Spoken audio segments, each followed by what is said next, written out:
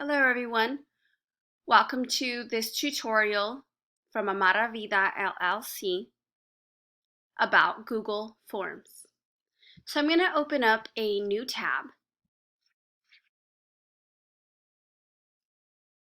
I'm going to make sure that I'm logged in to my Google account.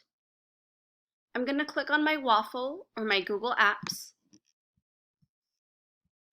I'm going to click on the Form button.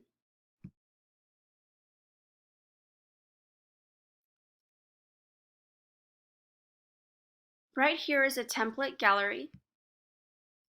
So you can choose a pre-made design.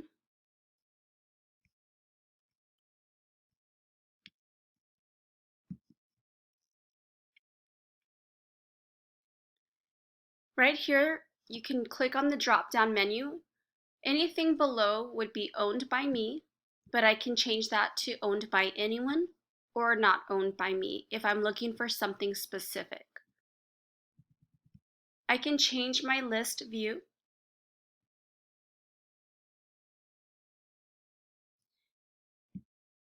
And I can find something in here by clicking on that folder button.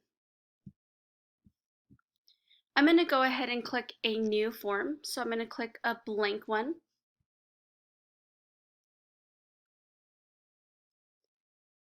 I can click right here and I can title it. I'll click up here on the left and it'll automatically put in what I typed, but you can always change it. Right here, it's like putting it in the cabinet that you want it to be in. So I'm going to find my fake folder.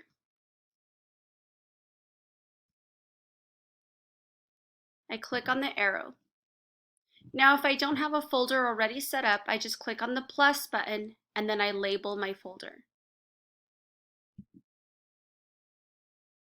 Then you click on move here.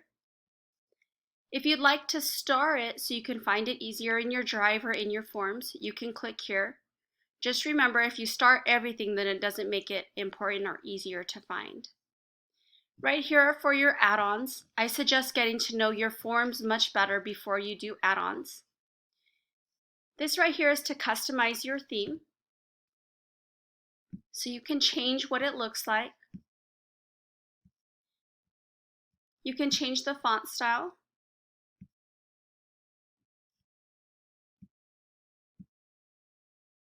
You can choose a header, so that would be up here. And there's a bunch of different options. You can also upload or go into your folders.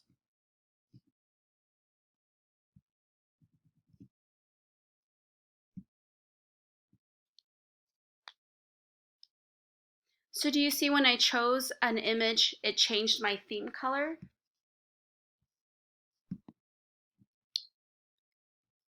Okay, I'm going to get out of there. This is the preview button. This is what whoever you send the form will see. And it does open in a new tab. Your settings option. Remember that anytime you're in settings, you always have to click save. So this is to collect the email address. I suggest leaving that on unless if it's going to be anonymous.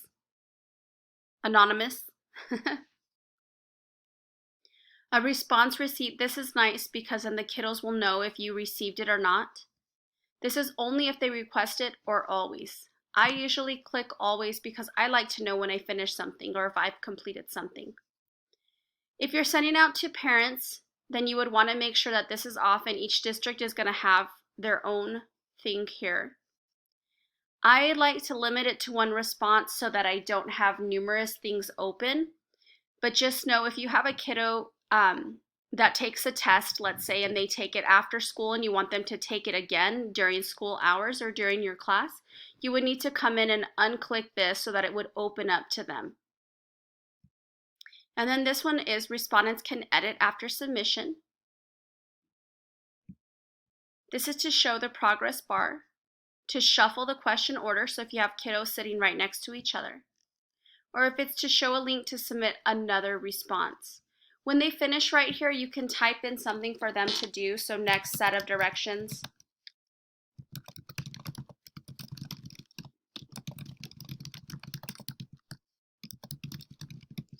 So I gave them directions. The next directions are to take out your backpack book. So they would see this when they finished taking the form, filling out the form. Quizzes. So if you want something to, if you want Google to grade it for you, you can set it up to be a quiz, and then you can put in answer options.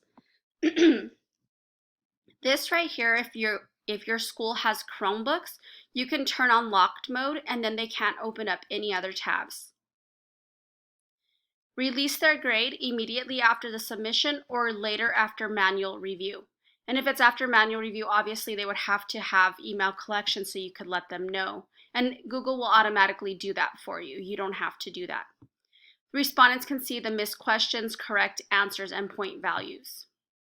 Now, this would be after the test. Make sure that you always click Save if you're in settings. So right here is to be able to add a question, and you can see it automatically prompts you with one question. You can describe your test, so this form will get to know your students.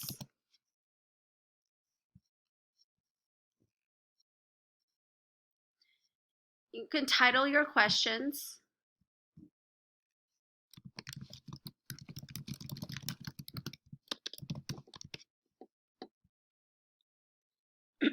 And you can see that it gives you suggested answers.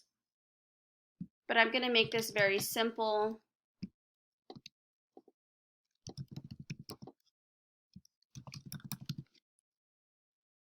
Now, if I want to add it in a picture, you can see as you hover over, or if I'm highlighted on it, it's going to stay. So if I hover over here, so if I want a picture in my question, I would click here. I could do a Google image search. I could get it out of my drive. I can go to my Google Photos. If I already have the website I want, I can just put in the URL. I can actually take a picture, or I can upload something off of my desktop. So if it's on your desktop or you have a card or something, that's where you would get it from. So I'm going to go to Google image search, and I'm going to type in sky. And I'm going to insert the picture. I can resize it.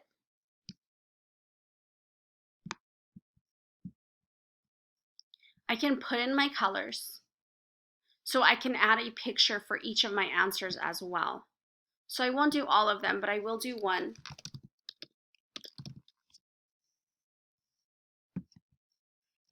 And click the insert button.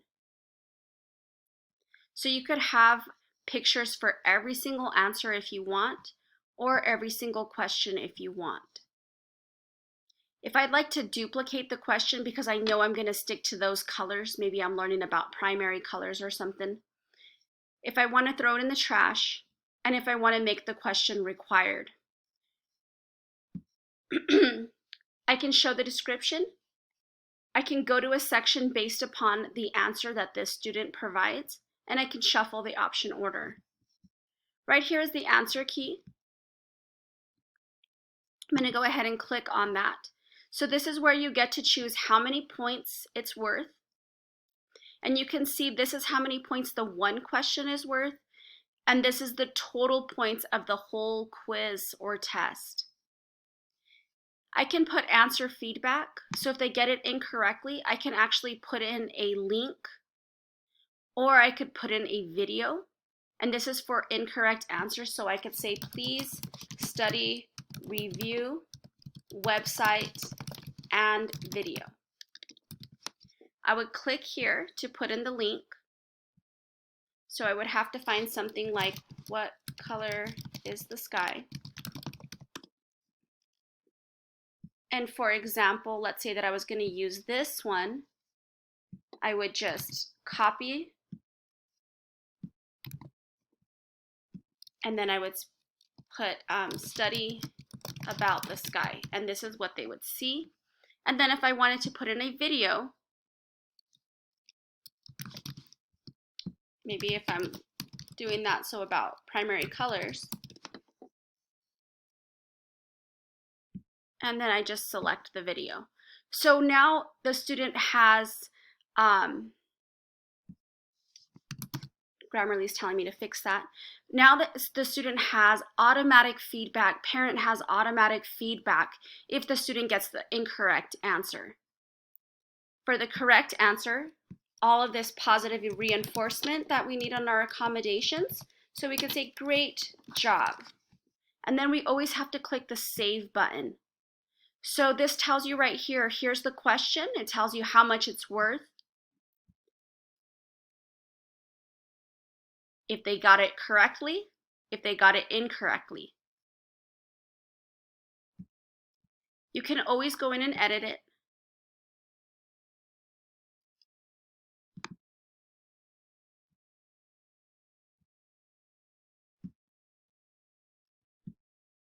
I don't see my link, so I'm going to go back in just to make sure that I did it correctly. Oh, I didn't click the add button.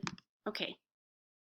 So make sure that you click the add button. So here's the link that they could go to read about it.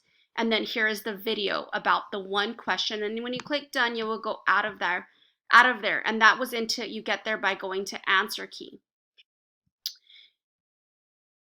This right here is to be able to import a question. You can get any question from any form that you've ever done, which makes it really nice. This is to add a title and description. This is if you wanted to add an image. So if you had a PDF or something that you wanted to add in, and then the next like 5 questions were going to be about that.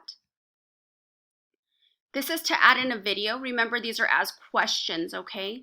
So watch the video and then answer the following questions. And this is to add a new section. I recommend if you're doing a multiple choice and then a short answer, that you do them in 2 separate forms. That way they can get the grade for like maybe part 1, and it will automatically grade, and students aren't asking you, did you grade my test yet? And they automatically will know how they did, and they will get that feedback of the answer key if they did it incorrectly. You can duplicate the section, you can move the section up or down, delete the section, or merge it with above. I'm going to delete it. Responses. So right now that shows 0 responses, but as you get responses, each of the students' emails will pop up here with their responses. This is to turn off and on those responses. And this is to create a spreadsheet. So it will automatically prompt you to a Google Sheet. Create a new spreadsheet, and this is the fake form. Or if I wanted to select an existing spreadsheet, let's say I have first, second, third, fourth, fifth period, and I want to have all of those scores together so I can see those results at once, I would click this one. Now, once those responses come in, you're going to have the option for individual or summary responses. Let me show you.